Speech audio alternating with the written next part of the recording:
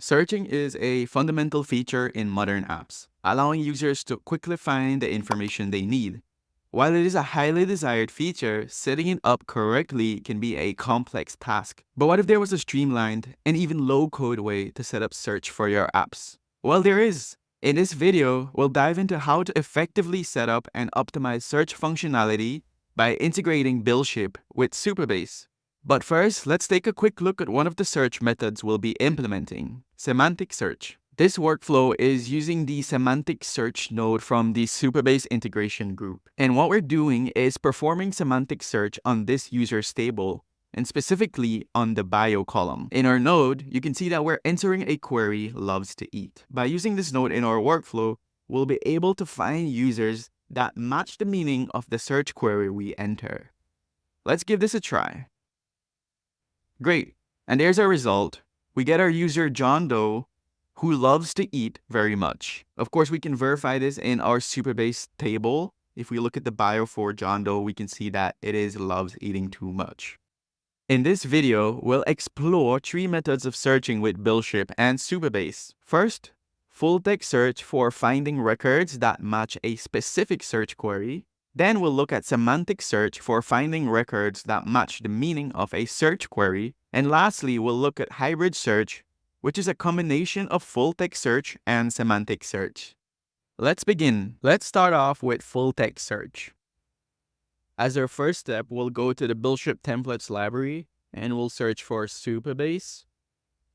And then from here, we can select this Supabase full-text search template. This will spin up a workflow for us that uses the Supabase full-text search node. We can use this workflow to power full-text search in our apps. Full-text search can be useful in various scenarios, such as implementing search functionality in your apps for finding relevant data based on user input, or filtering data based on specific criteria. The full-text search node will allow us to perform full-text searches on a Supabase table, enabling us to find records that match a specific query. Now let's start configuring our full-text search node. And you'll notice that the node is screaming at us because we have missing some required fields, API key, and API URL. To retrieve those values, we can go into our Supabase project and navigate to our project settings.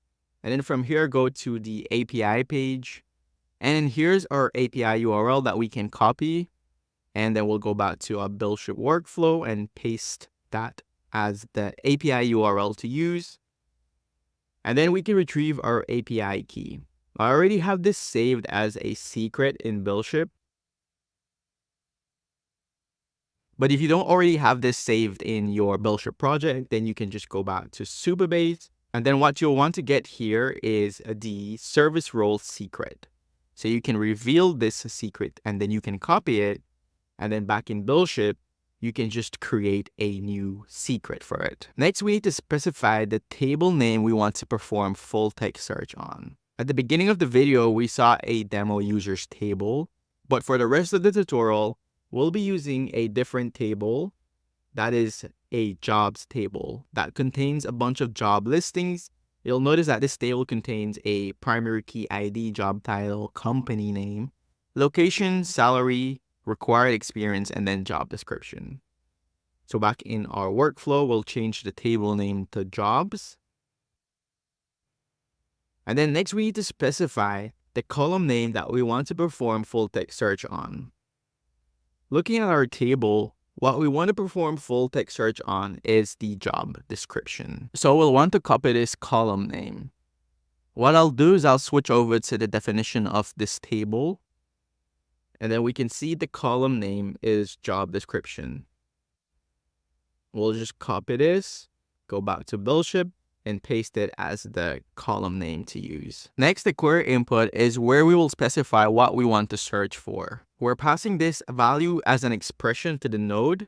So if we look at the value being passed here, we can see that in the request body, we expect to send a query parameter that contains the query that we want to search for in our Supabase table. Then we have a match count field that we can use to limit the number of results to return. And then finally, we can select the search type we want to use. And that's all the configuration we need to do in BuildShip for our full-text search node.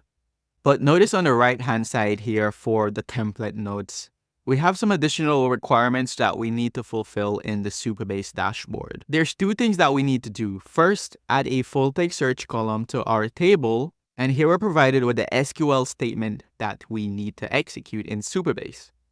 So we can just copy this statement, go back to Supabase, and then bring up the SQL editor and paste the SQL statement here. Now, when it says your table, what we want to do is enter our table name, so jobs. And then the last thing that we need to change here is the column name that we want to perform full text search on. Here it's set to content, but if we go back to our workflow, we can see that the column name is job description. So we'll copy this, and then back in the SQL editor, we'll replace content with the job description column name. And then we can run this query. And at the bottom, we can see that the query was successful. Now let's go back to the second step that we need to perform. Next, we need to create an index on the full text search column. So we'll just copy this SQL statement again. Go back to the SQL editor, replace what's here. And then where it says your table, again, we'll just replace it with our table name, which is jobs. And then we can execute this statement. That's all finished. And the main reason we just did this is for better performance in our full text search. This will significantly increase the performance of full text searching queries by reducing the time and resources that we need to find matching documents. But that's enough with the technicalities. We can now switch back to our BuildShip workflow. And we're now ready to put this to the test. Let's say that we want to search for all jobs that mention anything about building software applications. To do that, we'll go to test, we'll switch to the body tab, and we'll want to enter a JSON object here with a single field called query. And for our search query, it will be software applications. Then we can just test our workflow. And our workflow is working. Now let's further inspect the results we get back so we can expand this. And then we can see that we get back a single job listing here with the job title software engineer. If we look below, we'll see the job description, develop and maintain software applications, collaborate with cross-functional teams. I'm certain this search result is accurate, but for anyone who's doubtful, we can just go back to our table, select the jobs table, and then let's scroll over to the job description. And here we can see our job description, develop and maintain software applications, collaborate with cross-functional teams. So that worked pretty well. And that's how you can use BuildShip to implement full text search for your apps.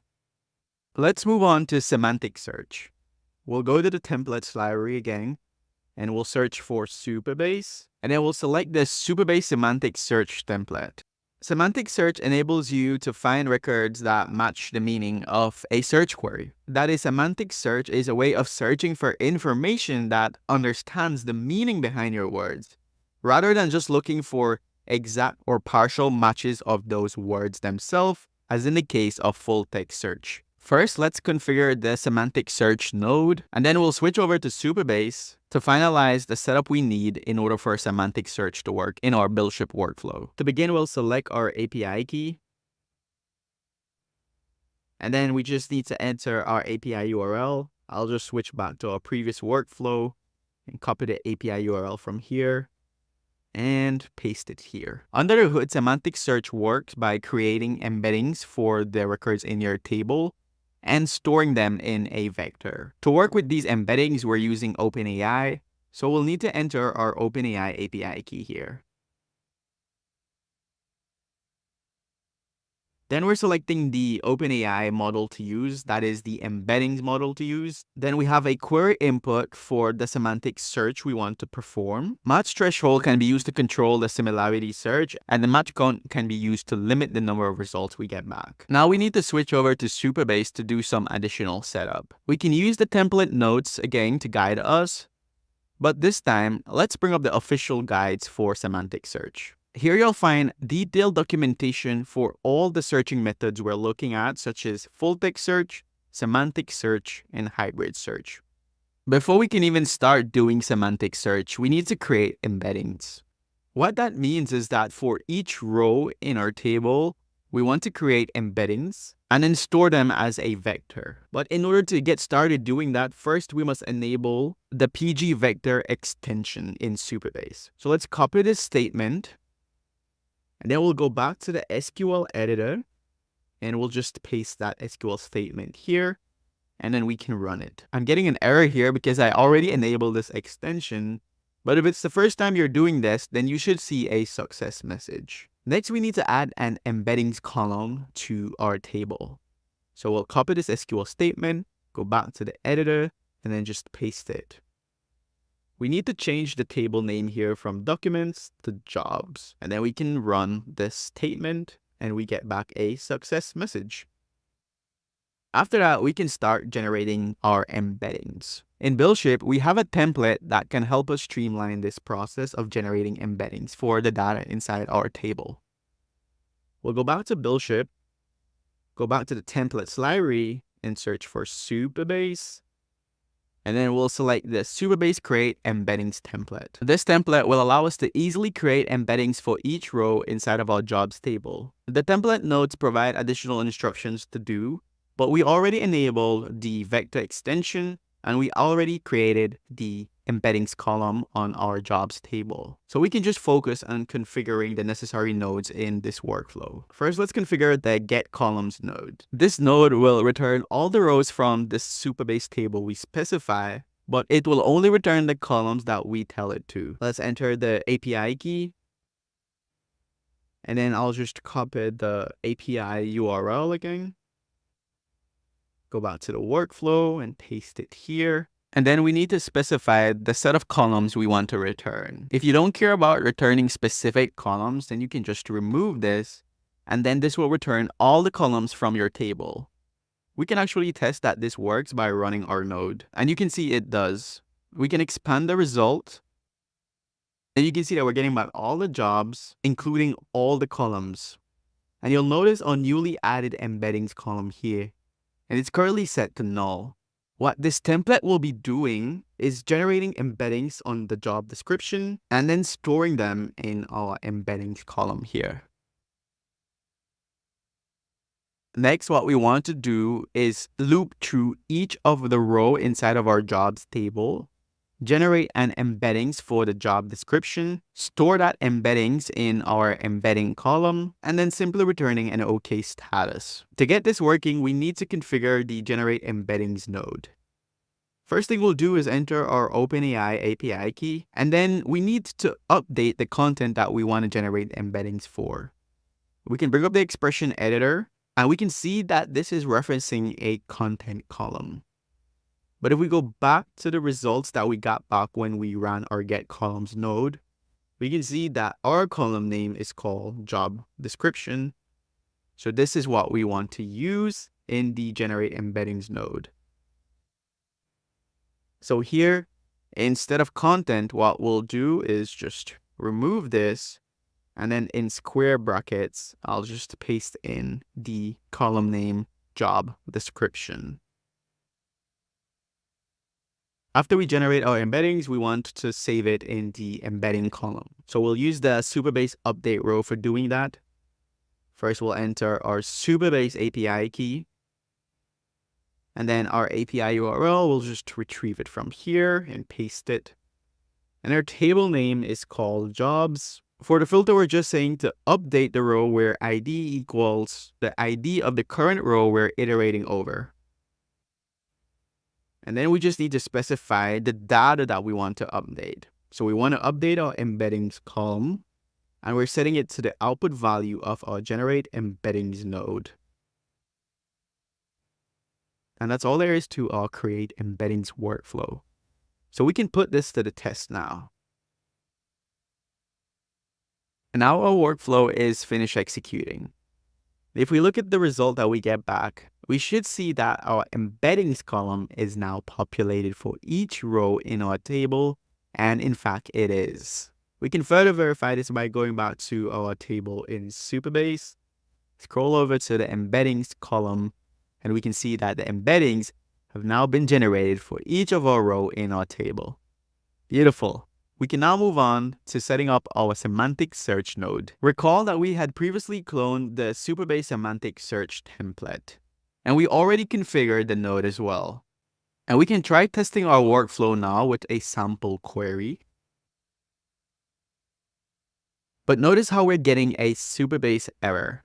This is because we have 2 remaining steps that we still need to complete. Using the template nodes as guide or switching over to the Supabase guide, we can head over to the semantic search section, and we can see that we need to create an index in Supabase, and then we need to create a semantic search function for us to use.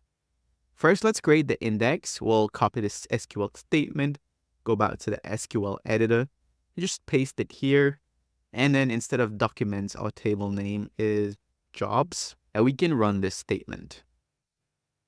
We get back a success message. That's great. Let's go back to the documentation. And then we need to create a semantic search function. At a high level, we'll use the semantic search function to match rows based on the embeddings we generated. Let's copy this statement, go back to the editor, paste it here. And then for all occurrences of your table, we'll want to replace that with jobs. And then replace all. That should be all the changes we need to do, so now we can run this query. And it's completed. Then finally, we're ready to start testing out our semantic search node back in our workflow. Let's go to test, switch to the body tab, and we already have a query saved here, looking for any accountant or budget management jobs. Let's rerun our workflow. And this time it works. Let's expand the results, and we can see that the result at the top here mentions in the job description, prepare financial statements, manage accounts, and ensure compliance with regulations.